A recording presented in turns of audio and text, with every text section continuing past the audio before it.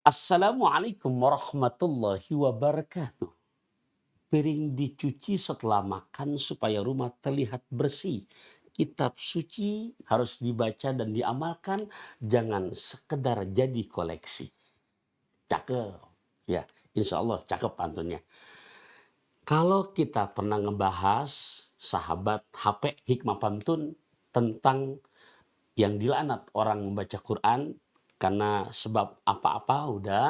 Nah sekarang kita lanjutkan betapa urgennya, betapa pentingnya mempelajari Al-Quran dengan cara yang baik dan benar, makharijul hurufnya, sifatil hurufnya, tajwidnya. Nah, untuk memotivasi buat Al-Fagir yang insya Allah terus tetap masih belajar dan juga kepada sahabat HP Hikmah Pantun. Pertama satu hadis sahih saya bacakan. Ini Nabi yang memberikan garansi. Khairukum man ta'allamal Qur'an wa 'allamahu. Sebaik-baik kamu orang yang mengajarkan Quran. Oh, man ta'allamal Quran, orang yang mempelajari Al-Quran wa 'allamahu dan yang mengajarinya. Jadi buat para pelajar, pemula, mungkin sahabat-sahabat ya villa, ya HP yang kondisinya mualaf baru masuk Islam, atau mungkin ya kita uh, udah Islam tapi memang dulu belum sempat belajar dari kecil.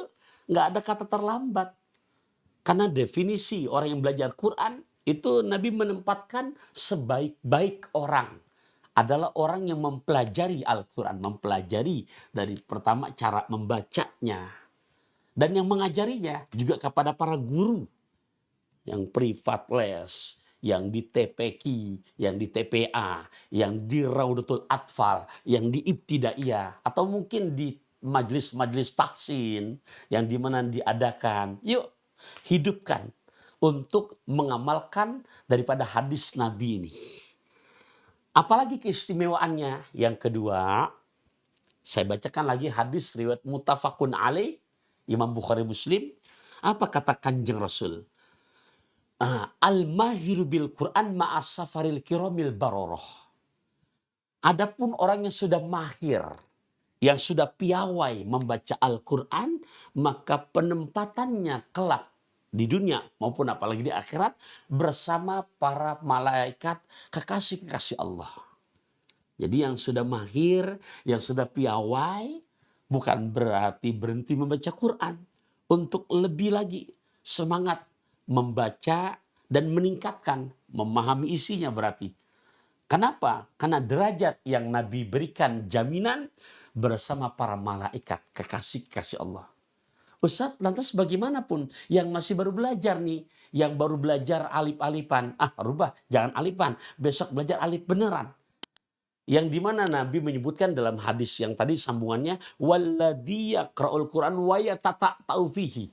Dan orang yang membaca Al-Quran dan masih terbata-bata, masih sulit melafalkan setiap hurufnya. Atau mungkin sudah mudah tapi masih belum terbiasa untuk menyambungkan dari satu huruf ke huruf yang lainnya. Kalau bahasa orang dulu nyebutnya masih banyak mat carinya. Kalau boleh diumpamakan kita belajar mobil, masih mobil manual, untuk merubah gigi masih tangan ngerubah tapi mata masih ngelihat. Kan kalau sudah piawai nggak perlu ngeliat lagi, langsung kaki nginjek kupling, tangan merubah dengan sendirinya.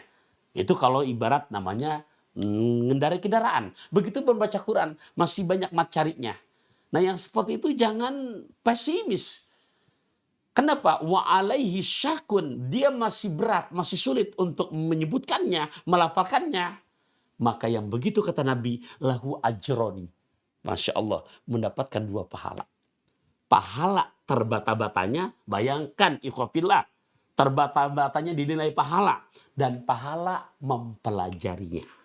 Jadi kalau misalkan kita sadar belum tahu yang namanya hukum tanwin, mana tuh ijhar, mana tuh ikhfa, akrab, abad, ausat, mana yang namanya idgham bila gunna, idgham bigunna, mana yang namanya iklab, ya, atau lanjut lagi kepada mat, lantas masih belajar. Nah ini yang begini nggak dilaknat. Kenapa? Dalam kondisi belajar. Dan yang istimewa terakhir satu hadis saya bacakan. Innalillahi ahlina minan nas. Nabi lagi ngeriung, Nabi menyebutkan, sungguh Allah di dunia punya keluarga. Para sahabat mendengar ucapan Nabi begini bertanya, kila manhum ya Rasulullah. Ya Rasul, Allah punya sahabat, Allah punya keluarga, siapa? Nabi juga ahlul Quran, ahlullah. Orang yang mempelajari Al-Quran, yang gemar membaca Al-Quran adalah keluarga Allah. Allahu Akbar. Masya Allah. Pergi sekolah di daerah Mangga Besar mempunyai fadilah yang sangat besar. Akhir kalam, wassalamualaikum warahmatullahi wabarakatuh.